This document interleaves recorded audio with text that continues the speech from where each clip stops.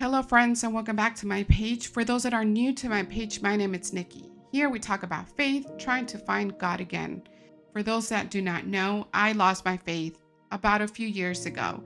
And although I am trying to work on getting my faith back, I choose every day to keep walking with Jesus until that moment comes where he meets me and I can feel him again.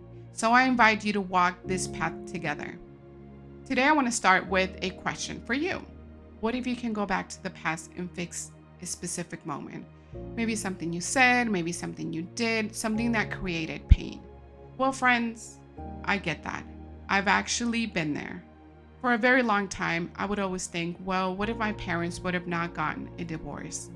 What if my parents would have stuck together and I would have been able to see my father more? What if my father would have been present in my life a lot more? Would that had helped me to avoid toxic relationship? Well, one day while watching The Case of Christ, which is a movie that I definitely recommend, I was able to answer some of these questions. Now, somebody in the movie said a phrase, "There is no ifs with Jesus." When I heard that, friends, I can truly tell you that it took me back to all those questions that I've been having for quite some time, and something in me started healing. I mean, to hear that there is no ifs with Jesus, it made me realize my daughter has an amazing father because my father wasn't present. And because of him not being there, I was able to know how to pray for a better father for her, to fight to give her something I never had. Sometimes our greatest blessing, it's born from the greatest disappointments of our lives. If you're still living in pain and the whole what if, let me read you a verse. Joel 2:25 says, "I will repay you for the years the locust has eaten." Now, if you don't know what locust is, it's a destructive insect that in the Bible represents total loss and devastation. To me, when I read this verse, I feel like God is telling me that he will restore what it was stolen, that he will repair what is broken. So no, there can't be no what ifs with Jesus. If Jesus allowed you to go through that hard moment, that difficult, challenging season, it is because he was building you for something greater. Think about it.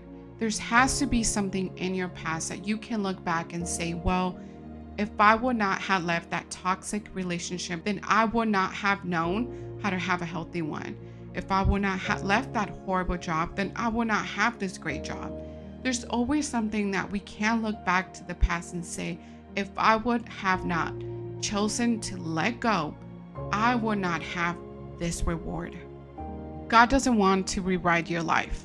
He wants to redeem your life. See, there's a verse that it's beautiful, and it says in Isaiah 43:19, "See, I am doing a new thing." God is building new things constantly, building you up for a reward that is coming, that you need to be ready. You don't have to live in regret.